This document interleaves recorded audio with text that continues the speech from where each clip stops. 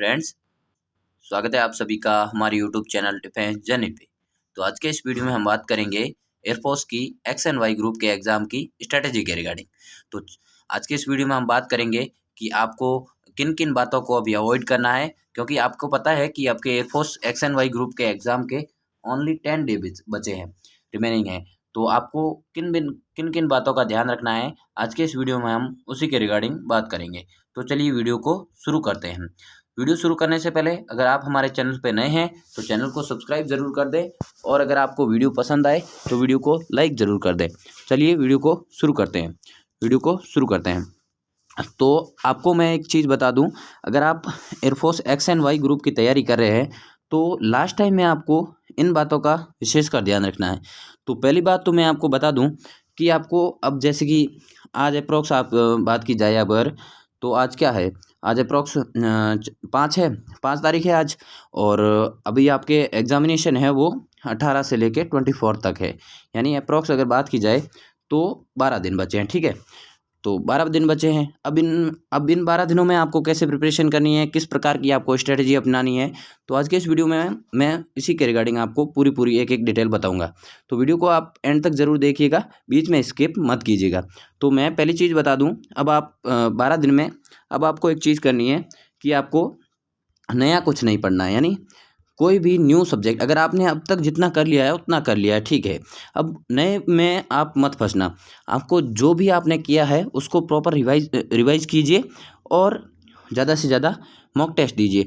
Mock test आपको कैसे लगाना है, तो मॉक टेस्ट आपको इस प्रकार लगाना है कि पहले तो आपको चैप्टर वाइज मॉक टेस्ट लगाने हैं, ठीक है, और उसके बाद में कंबाइंड मॉक टेस्ट लगाना है।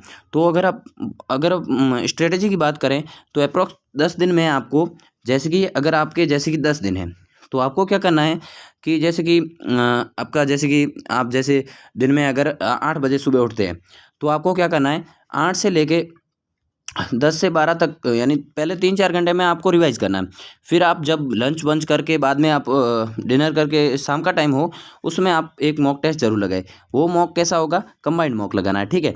उसमें उसमें आपको एक ध्यान रखना है कि अगर आप मॉक लगा भी रहे हैं तो मॉक के बाद में आपको क्या करना है, उस मॉक का एकदम सटीकता से एनालाइज करना है। क्योंकि आपके वो जैसे कि अब आप कोई भी मॉक लगा रहे हो, अगर जैसे कि कोई मान लो कि आपका मॉक है 70 नंबर का है, ठीक है, तो आपको क्या करना है उसके बाद में उसको एनालाइज करना है। क्योंकि आपका अगर जैसे कि 70 का नंबर का मॉक है और आपको 50 नंबर आ गए, ठीक है, मैं एक्स ग्रुप की यहाँ से बात कर रहा हूँ, अगर आपके 50 नंबर आ गए, ठीक है, फिर आपको क्या करना है, अब आपका सिलेक्शन तो हो जाएगा 50 पे, लेकिन आपको क्या करना है, जो आपके 20 नंबर जो आपके कटे हैं उनको आपको एनालाइज करना है। क्योंकि क्वेश्चन जो आपका जो एयरफोर्स की तरफ से एग्जामिनेशन होगा उसमें वही क्वेश्चन आने हैं जो आपके जो मॉक में आपको कर रहे थे परेशान, ठीक है। तो आपको उन क्वेश्चन को अच्छे से करना है, यानी जो आपको क्वेश्चन नहीं आ रहा है उसको एक कॉपी में नोट डाउन कर लीजिएगा, और फिर उसका एक बार सॉल्यूशन देख लीजिएगा, फिर आप उससे हाथ से प्रैक्टिस करिएगा, ठीक है।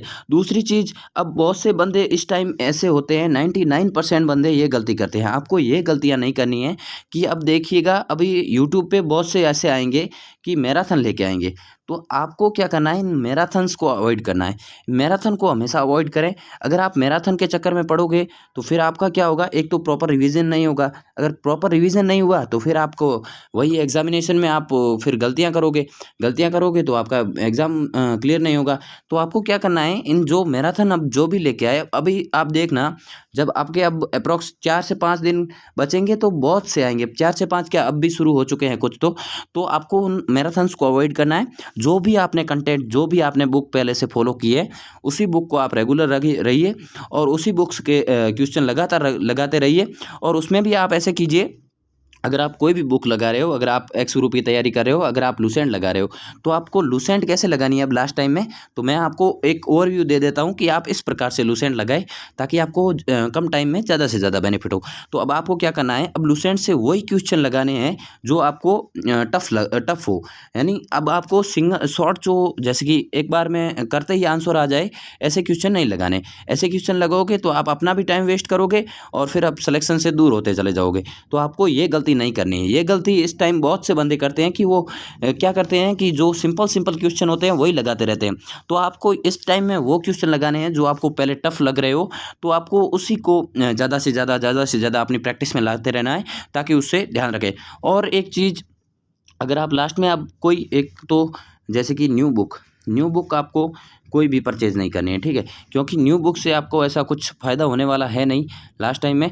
तो न्यू बुक को थोड़ा अवॉइड कीजिएगा। जो भी आपकी पुरानी बुक है, उससे ज़्यादा से ज़्यादा लगातार प्रैक्टिस करते रहे पुरानी बुक से। और अगर अब बात की जाए अगर फ़िज़िक्स की, फ़िज़िक्स में आपको कैसे करना है, तो फ़िज़िक्स में आप ऐसे ध्यान रखिए, जो भी आपने कांसेप्ट अभी तक पढ़ा है, उस कांसेप्ट पे फ़ोकस करना। आपको ऐसा है कि न्यूमेरिकल आएँगे, लेकिन न्यूमेरिकल में जैसे कि अगर आप पिछली बार की बात की जाए तो 8 से 10 न्यूमेरिकल आए थे, लेकिन उस 8 से 10 में आपके 4 से तो 5 तो ऐसे थे जो फ़ॉर्मूला बेस्ड थे। तो अगर आपका फ़िज़िक्स इतना अच्छा भी नहीं है, लेकिन आप फ़ॉर्मूला बेस वाले किस चीज़ का ध्यान रखना है कि फ़ॉर्मूला बेस्ड क्वेश्चन तो आप ऐसे ही लगा लोगे, तो फ़िज़िक्स में आपको थोड़ा कांसेप्ट पे अच्छे से फ़ोकस करना है। थोड़ा कांसेप्ट को अब लास्ट टाइम में कांसेप्ट को रिवाइज़ कर लीजिएगा और ज़्यादा से ज़्यादा जितने हो सके उतने जैसे कि थ्योरी वाले जो भी क्वेश्चन होते हैं, उनको लगाना है। क्योंकि आप जैसे कि आपको बता दें कि फ़िज़िक्स में ज़्यादा से ज़्यादा थ्योरी पार्ट है, तो उसका थोड़ा वेटेज ज़्यादा रहता है। क्योंकि आपको पता है कि फ़िज़िक्स का बात की जाए तो 25 क्वेश्चन आते हैं आपके। तो 25 में से अप्रॉक्स अगर न्यूमेरिकल की बात करें तो 8 से 10 तक न्यूमेरिकल आएँगे, लेकिन जो पीछे वाले 15 क्वेश्चन हैं, वो थ्योरी बेस आएँगे। तो आपको थ्योरी पे थोड़ी अपनी कमांड लगानी है। तो अब 10 दिन में आप कैसे कमांड कर सकते हैं, तो मैं बता रहा हूँ आपको। बार-बार आपका जो भी कांसेप्ट है, कांसेप्ट को रिवाइज़ कीजिए और 2-3 तो जैसे कि एक तो हो गया आपने जैसे कि डायमेंशन वीमा वाला, और एक हो गया मात्रक का। ये दोनों 2-3 क्वेश्चन तो फिक्स है, ये तो आने हैं। तो अच्छे से उन क्वेश्चंस को रिकॉर्डिंग कर लीजिएगा। और जिनका फिजिक्स अच्छा है, वो तो अपने न्यूमेरिकल पे भी ज़्यादा फोकस करें और ज़्यादा से ज़्यादा अपने कीजिए। और अगर इंग्लिश की बात की जाए अब इंग्लिश की, तो इंग्लिश में आपको क्या करना है, जो भी आपके एक बार जो कि आपका पीछे जो आप अगर कोई भी बुक पढ़ रहे हो, जैसे कि आप लुसेंट पढ़ रहे हो, तो लुसेंट में आप उसी चीज़ को पढ़ते रहिए लगातार। आपको अब बुक चेंज नहीं करनी, ठीक है? उसी बुक से करना है। और एक चीज़ याद रखना कि इंग्लिश में 2-4 क्वेश्चन फिक्स है, मैं आपको बता रहा हूँ कि वो चीज़ें ज़रूर आप कीजिएगा, ठीक है? तो फर्स्ट चीज़ तो आपको जो भी आपके यंग वंस होते हैं, जैसे कि कोई भी हो गया, जैसे कि हॉर्स कहाँ रहता है, स्टेबल में रहता है, तो इस प्रकार के जो भी क्वेश्चन होते हैं, उनको अच्छे से देख लीजिएगा, क्योंकि वो आपके आने हैं। और दूसरा अगर रागा की बात की जाए, तो रागा में आपको एक बुक ही लगाइए, जो भी लगाई है आपने, उसका बार-बार रिवाइज़ कीजिए। और ज़्यादा कुछ पढ़ना का है नहीं। और जीके की आप अगर बात करें, तो जीके तो आपको पता है कि अथाह है, हम उसको कवर नहीं कर सकते, लेकिन जो भी आपने किया है, वो सफिशिएंट है आपके लिए, आपका रिटर्न हो जाएगा। आपने जो भी पढ़ा है उसको रिवाइज़ कीजिए बार-बार, बार-बार। इन गलतियों आप वो गलतियाँ ना करें कि नई-नई बुक लानी है, वो गलतियाँ ना करें। और मैं गलतियाँ आपको बता चुका हूँ, इन गलतियों को अवॉइड कीजिएगा। फर्स्ट मैं बता ही चुका हूँ कि आपको जैसे कि मॉक टेस्ट लगाने हैं बहुत से ज़्यादा। और यानी अब तो दिन में 2 मॉक भी लगा सकते हो, ऐसा कुछ नहीं है। और सेकंड जो आपको मैं बता चुका हूँ, अब आप मैराथन्स को अवॉइड कीजिएगा। और थर्ड आपको मैं बता चुका हूँ कि आप न्यू न्यू बुक पे अब फ़ोकस ना करके पुराना जो भी चीज़ है आपको, उसको बार-बार रिवाइज़ करना। और चौथी चीज़ है आपके रिवीज़न, क्योंकि अल्टीमेटली आपकी सक्सेस की है वो रिवीज़न है। क्योंकि रिवीज़न ही आपको है जो आपको अपने लक्ष्य तक ले जाएगा। तो इन चीज़ों को आप थोड़ा ध्यान रखिएगा और इनको लाइटली थोड़ा मत लीजिएगा, क्योंकि अल्टीमेटली आपका सिलेक्शन इन्हीं से होगा। अगर आप गलतियाँ नहीं करोगे तब जाके आपका सिलेक्शन होगा। और अब जैसे कि आपको पता है कि एडमिट कार्ड भी अब आ ही जाएँगे। आपको ज़्यादा इसकी टेंशन नहीं करनी है। आपको अपने आप पे फ़ोकस करना है। और अपने आप को जैसे कि आपको बहुत से ज़्यादा जो टाइम बचा है उसको यूटिलाइज़ कैसे किया जाए, उसको यूटिलाइज़ करना है, ठीक है? तो और मैं बता दूँ, और अच्छे से नींद लीजिएगा। अभी क्या है कि नींद भी बहुत ज़रूरी है लास्ट टाइम में, ठीक है? तो नींद बहुत ज़रूरी है, तो ऐसा मत कीजिएगा कि आप नींद को छोड़ के आप ज़्यादा से ज़्यादा पढ़ाई करें। नींद के लिए आप टाइम निकालिए। बाकी जो भी आपका फ्री टाइम हो, तो थोड़ा एक्सरसाइज़ भी कर लीजिएगा, ताकि क्या है कि एकदम माइंड फ्रेश रहता है, तो अच्छे से पढ़ाई होती है, ठीक है? तो इन चीज़ों का, छोटी-छोटी चीज़ों का आप ध्यान रखिएगा। और भी आपका कोई भी डाउट हो अगर, तो कोई भी अगर आपका डाउट हो, तो कमेंट बॉक्स में आस्क कर लीजिएगा। मैं यहीं आपका रिप्लाई कर दूँगा। और एक मैं चीज़ बार-बार कह रहा हूँ आपको, और भी कह रहा हूँ अभी वीडियो के लास्ट में, कि आप मॉक टेस्ट ज़रूर दीजिएगा। क्योंकि मॉक टेस्ट ऐसा है कि आपको वहाँ का एग्ज़ाम टाइम का फ़ील कराता है। क्योंकि अगर आप मॉक नहीं दोगे और बार-बार लगातार पढ़ते रहोगे, तो फिर उसका कोई मतलब है नहीं। अगर आप पढ़ते रहिए फिर मतलब तो कोई है नहीं। क्योंकि यहाँ पर आप उस शॉर्ट टाइम में आपको अगर उस हैबिट बनानी है, तो फिर आपको यहाँ पे मॉक लगाने पड़ेंगे। यहाँ पे आपको मॉक लगाने पड़ेंगे। तो आप मॉक टेस्ट पे ज़्यादा से ज़्यादा फोकस करो, और जो भी अभी आपको ये मैराथन्स को अवॉइड करो, और जो कोई भी डिमोटिवेट कर रहे हैं तो उनको एक बार छोड़ दो। अभी आपको वही चीज़ें पढ़नी है जो आपने एक बार पढ़ी हैं, और उनको बार बार रिवाइज कीजिए। अल्टीमेटली आपका सिलेक्शन उन्हीं से होगा। तो चलिए, तब तक के लिए मिलते हैं एक और नए वीडियो में। कोई भी आपका डाउट हो तो कमेंट बॉक्स में आस्क कर लीजिएगा, मैं आपका क्लियर कर दूंगा।